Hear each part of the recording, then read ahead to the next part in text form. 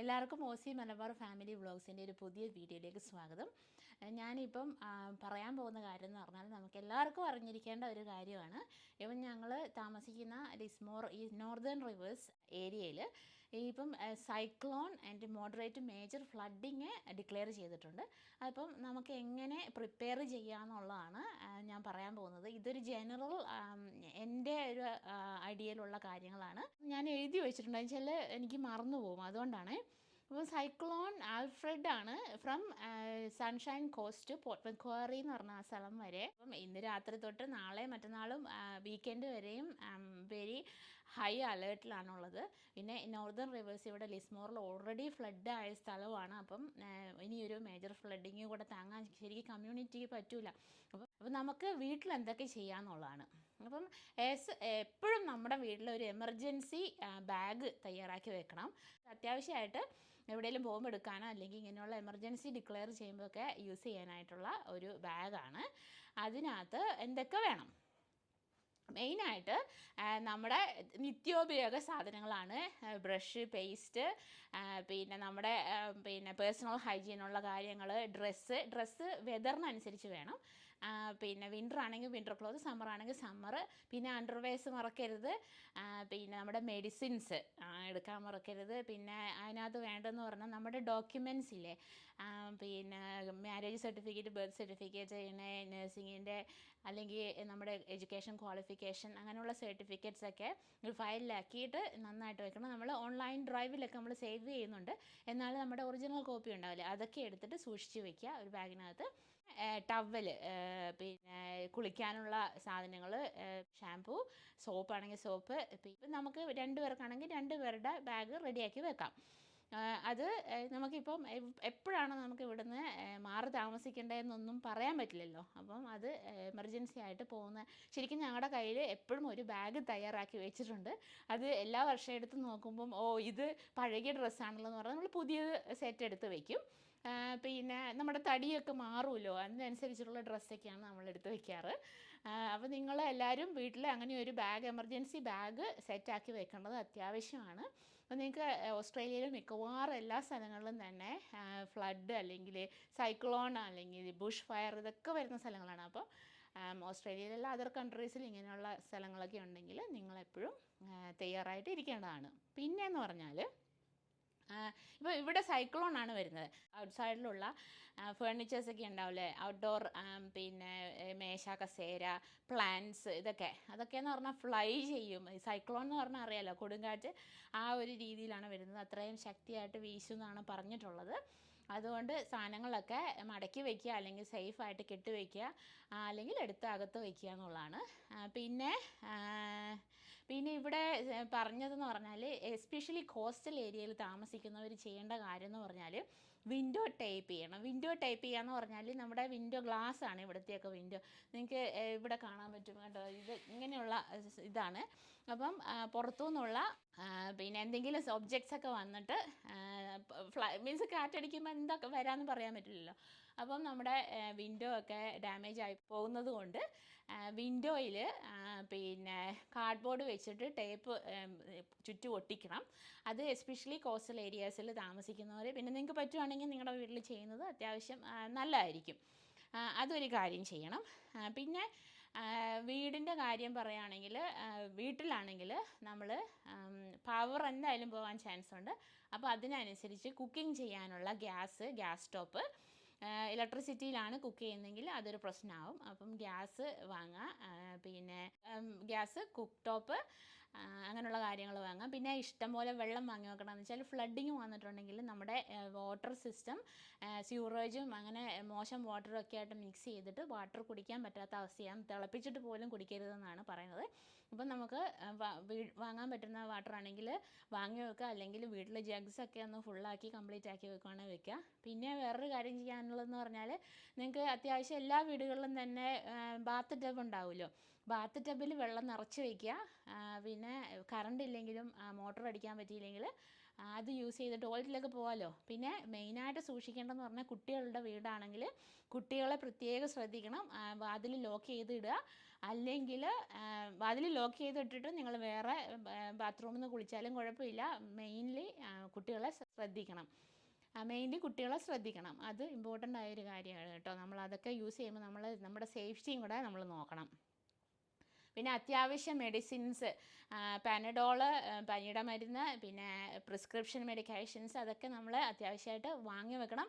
അതൊക്കെ പിന്നെ എപ്പോഴാണ് ഇനി കിട്ടുമോയെന്നും പറയാൻ പറ്റില്ല. അപ്പം ഹോസ്പിറ്റലിൽ പോയാലും ചിലപ്പോൾ കിട്ടാനൊന്നും വഴിയില്ല. അപ്പം നിങ്ങൾക്ക് ഹോസ്പിറ്റലിൽ പോകാൻ തന്നെ പറ്റുമോയെന്നും അറിയില്ലല്ലോ. വഴിയിലൊക്കെ മരങ്ങളും ഫ്ലഡൊക്കെ ഉണ്ടെങ്കിൽ അന്നേരം പോകാൻ പറ്റില്ല. അപ്പം അങ്ങനെയുള്ള സാധനങ്ങളൊക്കെ നമ്മൾ എടുത്തു വെക്കണം. പിന്നെ കിഡ്സ് ഉണ്ടെങ്കിൽ കിഡ്സിൻ്റെ ഐറ്റംസ് എല്ലാം 1-2 ജോഡി നമുക്ക് എത്ര ആവശ്യം എന്ന് പറഞ്ഞാൽ അതിനനുസരിച്ച് എടുത്ത് വയ്ക്കുക. പിന്നെ എമർജൻസി കോൺടാക്റ്റ് നമ്പേഴ്സ് നമ്മൾ കയ്യിലെടുത്ത് വയ്ക്കുക. എസ്പെഷ്യലി മൊബൈൽ ഫോണിൽ ചാർജ് ഇല്ലെങ്കിൽ നമുക്ക് അറ്റ്ലീസ്റ്റ് ലാൻഡ് ഫോൺ ഉപയോഗിച്ചെങ്കിലും വയർലെസ് ഉപയോഗിച്ചൊക്കെ വിളിക്കാമല്ലോ. അതിപ്പോൾ നമ്മൾ ഫോണിലാണ് കോൺടാക്റ്റ് നമ്പർ എങ്കിൽ അത് ഓപ്പൺ ആക്കാൻ പറ്റില്ല. അപ്പോൾ ഒരു ഡയറിക്കകത്ത് നിങ്ങളുടെ അത്യാവശ്യം എമർജൻസി കോൺടാക്റ്റ് നമ്പേഴ്സൊക്കെ സേവ് ചെയ്ത് വയ്ക്കുക. പിന്നെ നിങ്ങളുടെ വില്ല്, പിന്നെ അഡ്വാൻസ് കെ ഡയറക്റ്റീവ്, അങ്ങനെയുള്ള സാധനങ്ങളൊക്കെ ഡോക്യുമെൻറ്റ്സ് എടുക്കാൻ മറക്കരുത്.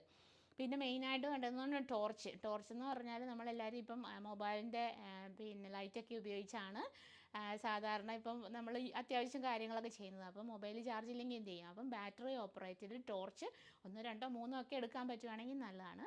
പിന്നെ ക്യാൻഡിൽ അത്യാവശ്യമാണ്. ക്യാൻഡിലും ലൈറ്ററും തീപ്പെട്ടി എന്താണെന്ന് വെച്ചാൽ അതിൻ്റെ പിന്നെ ഉപയോഗം കറണ്ട് പോയാൽ അറിയാമല്ലോ എന്താണ്. പിന്നെ ഫാന്, നമ്മൾ റീചാർജബിൾ ഫാനൊക്കെ ഉണ്ടാവുമല്ലോ, അപ്പോൾ അതൊക്കെ റീചാർജ് ചെയ്ത് വെക്കുക. ഐപാഡ്സും നമ്മുടെ എസ്പെഷ്യലി വ്ളോഗേഴ്സൊക്കെ ആണെങ്കിൽ നിങ്ങൾക്ക് വ്ളോഗ് ചെയ്യണമെന്നുണ്ടെങ്കിൽ ക്യാമറയും പിന്നെ കാര്യങ്ങളൊക്കെ നിങ്ങൾ ചാർജ് ചെയ്ത് വെക്കുക എന്നുള്ളതാണ്. പിന്നെ എന്താണ്, പിന്നെ അത്യാവശ്യം വേണ്ട ഒരു കാര്യം എന്ന് പറഞ്ഞാൽ റേഡിയോ, വയർലെസ് റേഡിയോ. അത് ഞങ്ങൾ വാങ്ങിയിട്ടുണ്ട്, ഞാൻ കാണിച്ചു തരാം. ഡിജിടെക്കിൻ്റെ ഒരു ചെറിയ റേഡിയോ, വയർലെസ് റേഡിയോ.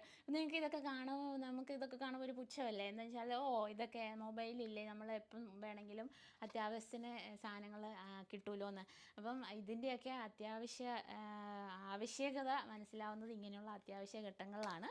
അത് നമുക്കിന്ന് തുറന്നു നോക്കാം. ഇത് ഇന്ന് വാങ്ങിയതാണ് കേട്ടോ. അത് വർക്കിംഗ് ഒന്നും ആയിട്ടില്ല. കണ്ടോ കുഞ്ഞ്, ആഹാ, പണ്ട് ഓർമ്മയുണ്ടാ നമ്മൾ പിന്നെ ചിത്രഗീതം, രഞ്ജിനി, അതൊക്കെ ഇങ്ങനെയുള്ള റേഡിയോയിലൊക്കെ കേട്ടിട്ടുണ്ട്. ഇതാണ് വയർലെസ് ബാറ്ററി ഓപ്പറേറ്റഡ് ചെറിയ റേഡിയോ. അത് നമുക്ക് എമർജൻസി വാർണിങ്ങും ഒക്കെ അറിയാനായിട്ടാണ് ഇത് ഉപയോഗിക്കുന്നത്.